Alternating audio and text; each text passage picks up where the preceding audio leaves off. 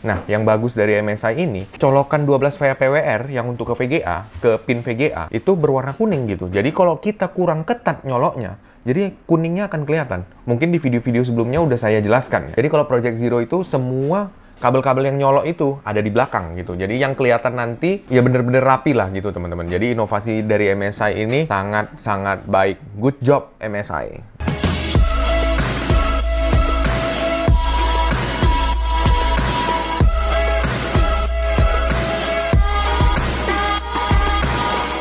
Halo teman-teman, selamat datang di channel MBJcom bersama saya Febri. Di video kali ini kita dapat rakitan yang super keren dan super sultan ya teman-teman. Jadi ini kebetulan yang order itu dengan Ko Kevin dari Riau ya, dari Pekanbaru mungkin. Duri atau Pekanbaru ya. Intinya dari Riau lah. Jadi Riau itu beda provinsi dengan kami di Medan, Sumatera Utara ya. Jadi setelah nanti ini selesai ya akan kami kirim ke Ko Kevin di Riau. Oke, jadi spesifikasinya menggunakan Ryzen 7 7800 X3D atau X3D. Jadi prosesor ini adalah salah satu prosesor terkencang untuk gaming saat ini. Dan juga motherboardnya MSI B650M Project Zero ya. Inovasi dari MSI juga sangat-sangat baik ya. Karena ini Project Zero, nanti saya share di layar teman-teman, B-roll-nya atau beauty shot-nya. Jadi kalau Project Zero itu semua kabel-kabel yang nyolok itu ada di belakang gitu. Jadi yang kelihatan nanti ya bener-bener rapi lah gitu teman-teman. Jadi inovasi dari MSI ini sangat-sangat baik. Good job MSI. Oke, dan juga RAM-nya Steam Delta RGB DDR5 yang 64GB, 2x32GB, speednya yang 6000 MHz, berwarna putih. Jadi VGA-nya juga RTX 4080 Super, Gaming X Slim berwarna putih. Dan juga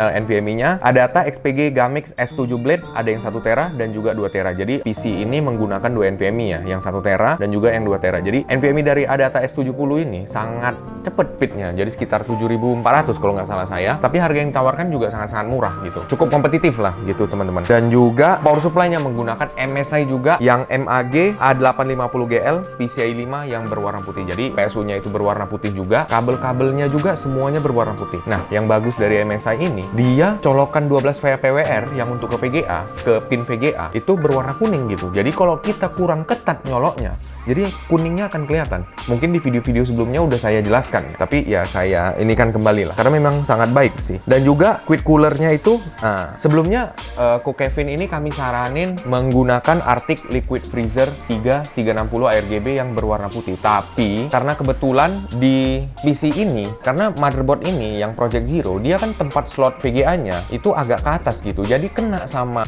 selangnya si cooler itu. Jadi karena itu kami ganti ke Cooler Master PL360 Flux yang berwarna putih ya teman-teman. Ya sebenarnya nggak ada beda sih, tapi memang kalau menurut saya sih memang lebih baik kalau untuk saat ini pakai Liquid Freezer 360. Tapi ya karena faktor estetika juga dan juga faktor VGA gitu loh. Oke, dan juga casingnya menggunakan MSI Magpano M100R PZ yang berwarna putih. Dan juga casing ini udah termasuk fan 4 buah ya ARGB. Dan dia bisa sinkron nanti dengan motherboardnya, diatur melalui aplikasi yang namanya Mystic Light dari MSI juga. Oke, jadi setup PC ini berwarna putih semuanya. Total rakitannya itu sekitar 44 jutaan lah gitu teman-teman. Oke, jadi terima kasih banyak Ko Kevin udah order di kami di Medan, jauh-jauh di sini. PC-nya udah hampir selesai, ini tinggal final testing aja. Tadi kami udah sempet ngetes Cinebench R23 untuk stress test si prosesor, dan juga kami udah sempet ngetes 3D Mark TimeSpy untuk nge-stress test si VGA. Dan yang terakhir, nanti kita akan sama-sama bermain game AAA. Seperti biasa, resolusi yang akan kita gunakan itu Full HD, 2K atau 1440p atau QHD, dan juga UHD atau 4K gitu ya teman-teman.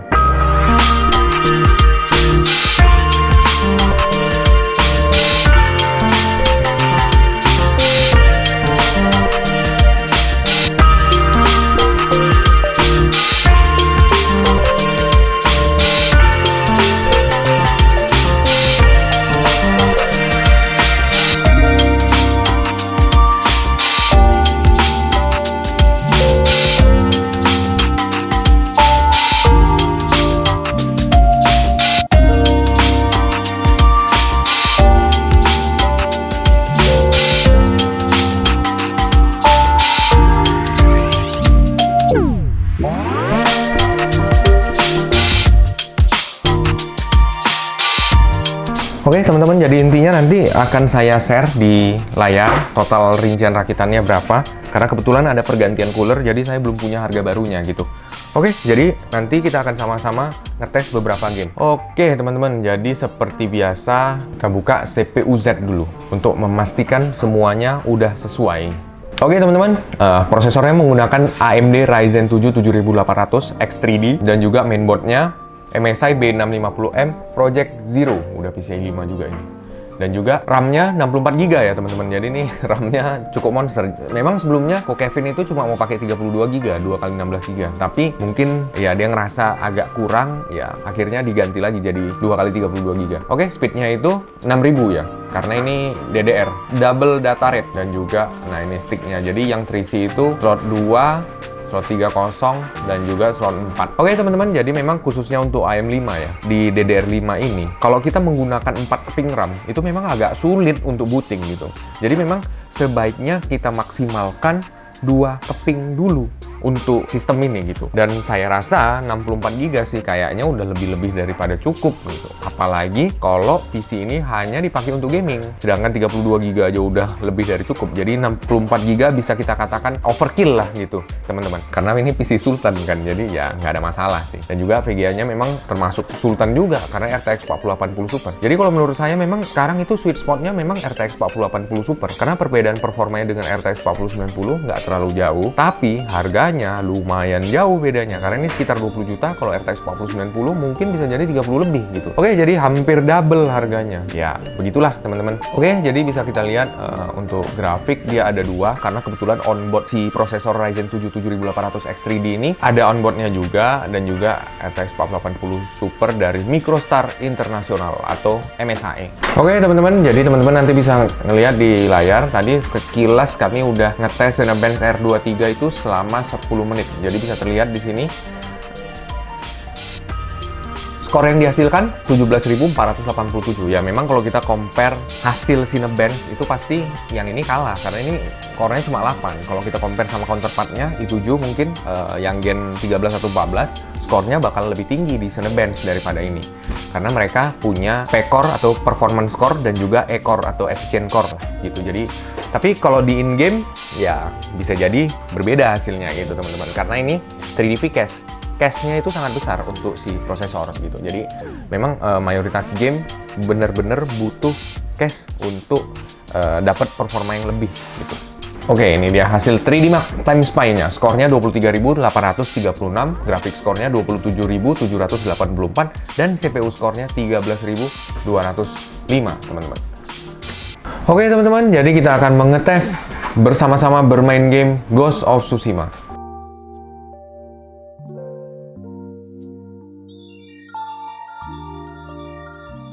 Oke, jadi seperti biasa, resolusi yang kita gunakan Full HD 1440p dan juga 4K. Jadi kita mulai dari Full HD dulu. VSync matiin. Kalau layar teman-teman itu punya Adaptive Sync, G-Sync atau FreeSync, ya VSync matiin aja ya kalau untuk game AAA. Dan juga upscaling metodenya menggunakan DLSS, dan juga frame generation-nya kita DLSS frame generation. Oke, kita apply dulu. Oke teman-teman, jadi kalau teman-teman ngelihat di layar itu ada GPU 1 dan GPU 2. Jadi GPU 1 itu adalah VGA bawaan dari si prosesor atau iGPU gitu. Dan juga GPU 2 adalah ya discrete-nya MSI RTX 4080 Super ini. Oke teman-teman, jadi kita bisa lihat, waduh ini kalau udah di sini lihat FPS-nya udah 200 lebih nih teman-teman.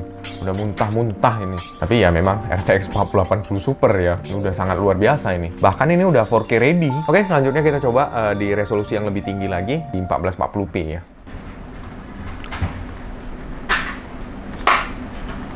Grafik presetnya very high. Oke, di 1440p juga 200 teman-teman, 180-an. Wah, ini udah super smooth ini teman-teman. Udah luar biasa. Oke, selanjutnya kita akan coba di resolusi yang lebih tinggi lagi, 4K. Oke, jadi kalau bisa teman-teman yang build PC atau rakit PC seperti ini, kalau bisa pastiin monitornya juga bagus ya. Karena selalunya, menurut pengalaman saya jualan ya, selalunya orang terlalu fokus gitu sama PC. Jadi PC-nya super bagus, tapi monitornya pakai monitor yang lama. Dan bahkan ada sebagian pembeli yang PC-nya udah sangat bagus, tapi monitornya malah nggak support HDMI gitu. Jadi harus beli converter monitor ke VGA atau ke desktop gitu yang masih pakai model baut. Jadi kan ya sayang gitu, karena sebenarnya yang kita lihat kan layar di monitor. Kalau PC-nya bagus sekalipun bisa ngasilin FPS sampai 200-300, tapi monitor kita cuma 60 Hz, nggak ada bedanya kan gitu teman-teman. Oke, jadi kira-kira itulah. Oke, di 4K, ya 4K udah terasa berat ya, tapi itu pun FPS-nya tetap 130-an. Udah jauh beda lah teman-teman, ini udah memang PC Sultan. Dan temperatur VGA-nya juga sangat-sangat adem, cuma 60-an derajat Celcius. Oke teman-teman, jadi ya memang ini udah luar biasa. Oke, nanti kita lanjut dengan game selanjutnya. Oke, Ratchet & Clank Rift Apart.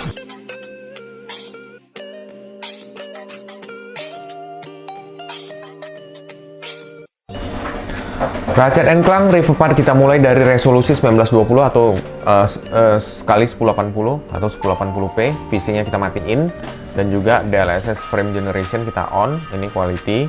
Kita apply dulu changes-nya. Graphic setting very high ya. Oke, langsung kita masuk ke in-game. Oke teman-teman, jadi bisa terlihat FPS yang dihasilkan. Wadidaw, ini udah 240 ini. Kayak game FPS jadinya, Valorant-nya. Kayak game ringan, padahal nggak. Ya Ratchet & Clank termasuk berat ya teman-teman. Oke, ini super smooth ya, nggak ada lag sama sekali teman-teman. Wow, oke. Selanjutnya kita coba di resolusi yang lebih tinggi lagi, 1440p.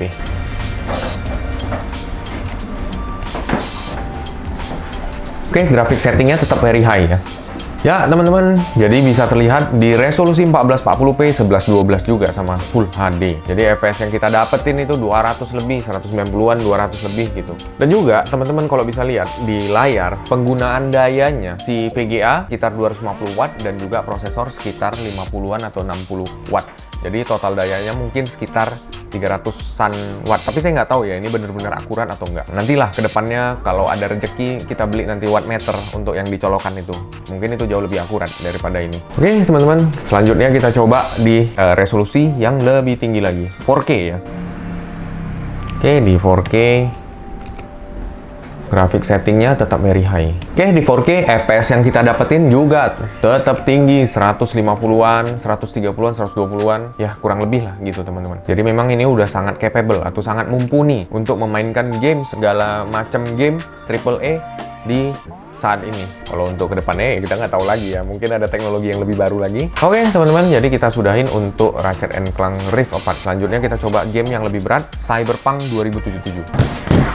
Oke teman-teman, Cyberpunk 2077 termasuk salah satu game yang sangat-sangat berat pada saat perilisan, dan juga waktu itu banyak bugnya. Tapi kalau sekarang udah oke, udah nggak masalah dan udah bagus. Ini pastiin ya teman-teman, ini pakai full screen ya. Oke, dan juga resolusinya kita turunin dulu jadi 1080p. Oke teman-teman, jadi bisa terlihat, waduh, di game berat aja FPS-nya juga ratusan, 200 lebih, 230-an. Oke, ya memang ini udah sangat mumpuni lah, udah sangat capable sistem ini. Oke, selanjutnya kita coba di resolusi yang lebih tinggi lagi, 1440p ya teman-teman, 2560 kali 1440. Oke, di 1440p FPS-nya juga 190-an, 180-an, sangat mumpuni, sangat mantep ini. Oke, dan juga selanjutnya kita akan coba di resolusi yang lebih tinggi lagi, 4K ya teman-teman. Oke, settingannya tetap sama ya ini. Tadi yang very high dia. Oke teman-teman, di 4K udah terlihat agak berat, jadi cuma 120-an FPS-nya, tapi di game AAA 120-an itu udah sangat tinggi sekali ya. Oke, kadang-kadang drop sedikit jadi 111-an. Oke teman-teman, jadi memang ini sistem yang luar biasa, tapi memang budget yang dikeluarin juga luar biasa ya, 40-an juta juga untuk ini. Oke teman-teman, selanjutnya kita coba game yang lain lagi, mungkin Valorant ya. Oke teman-teman, jadi Valorant kita akan coba resolusi yang 1080p dulu, dan juga ininya limit-limitnya kita matiin semua. Dan juga grafik quality-nya ya very high semua ya. Dan juga phasing, pastiin phasing off ya, biar nggak terlock dia. FPS-nya wow, 1000. Tuh 800-an, 900-an. Waduh, ini luar biasa nih teman-teman. Ya kadang-kadang di scene ini dia selalu ngedrop ya, di lorong ini. Kadang-kadang 600-an, 500-an. Oke, jadi memang ini ya udah lebih lah teman-teman. Kita coba lagi dengan resolusi yang lebih tinggi lagi, 1440p, 2560. Oke, di 1440p kita coba lagi, balik ke tadi. Ya, di sini juga tetap 1000. Dan di sini sekitar 900-an. 1000 juga kadang-kadang. Dan yang di lorong ini agak ngedrop nih. Nah, ini 500-an. Oke, selanjutnya kita coba lagi di resolusi 4K. Oke, di 4K kita coba dari tempat shooting range-nya tadi. Di sini, ya, di sini 600-an. Memang 4K jauh lebih berat ya, teman-teman. 700-an kadang-kadang. Dan juga di sini 800-an, 900-an gitu. Dan di lorong ini yang agak ngedrop, wah, tetap 500-an juga ya. Oke, jadi memang ya udah mantep lah. Tapi kalau saran saya, kalau Valorant sih pakai aja resolusi Full HD, tapi yang high refresh rate, entah itu 360 Hz atau di atasnya lah kalau udah ada gitu. Oke teman-teman, jadi kita sudahin dulu pengetesan game kali ini. Jadi PC ini memang benar-benar sangat mumpuni ya teman-teman. Jadi selain dia mumpuni, selain dia sangat capable, estetikanya juga dapat. Jadi nanti akan saya kasih lah B-rollnya biar teman-teman bisa ngelihat estetikanya. Jadi memang Project Zero itu sangat inovasi yang sangat baik karena selain membuat PC-nya lebih rapi, yang ada korelasinya mungkin sama airflow juga ya, dan juga makin keren gitu ya. Masa PC mahal nggak keren kan, rugi dong gitu teman-teman. Oke, jadi terima kasih banyak yang udah order, terima kasih banyak buat Ko Kevin. Mohon ditunggu prosesnya ya, nanti ini akan kami packing dengan sebaik mungkin. Dan buat teman-teman yang mau order berada di luar daerah Medan, atau di luar kota, atau di luar provinsi, atau bahkan di luar pulau, kami siap kirim ke seluruh Indonesia, tapi dengan catatan atau dengan syarat VGA atau graphic card itu wajib kita lepas, kalau nggak ya bahaya gitu teman-teman, karena dia cuma nyantol di PCB-nya dan juga baut di ujung aja. Kan VGA apalagi VGA sekarang yang mahal-mahal itu kan rata-rata segede gaban semua. Jadi bahaya lah kalau cuma nyantol. Saya takut PCB-nya malah patah pula, atau bahkan slot di motherboard-nya juga yang patah gitu. Oke teman-teman, jadi ya itulah kondisinya. Memang nggak pernah kejadian, tapi ya kita kan menghindari dulu sebelum terjadi, karena kalau udah sampai terjadi ya pusing lah pastinya, karena yang kayak gini-gini nggak akan di cover oleh garansi. Oke teman-teman, jadi mungkin saya sudahi dulu video singkat ini. Buat teman-teman yang mau ngerakit PC secara rapi dan profesional, bisa langsung datang ke toko kami Jalan Pajang nomor 8B Medan, daerah Tamrin Simpang Sutrisno, atau boleh WhatsApp dulu di kami di 081 1618 1628. Dan juga buat teman-teman yang mau ngelihat portfolio atau rakitan-rakitan kami sebelumnya, bisa kunjungi Instagram kami @mijkmp atau @mijkom. Dan juga buat teman-teman yang mau ngelihat paketan PC, bisa kunjungi website kami www.mijkom.id atau cari aja di Tokopedia, cari mijkom. Oke teman-teman, terima kasih banyak atas waktunya. Sampai jumpa di video-video selanjutnya.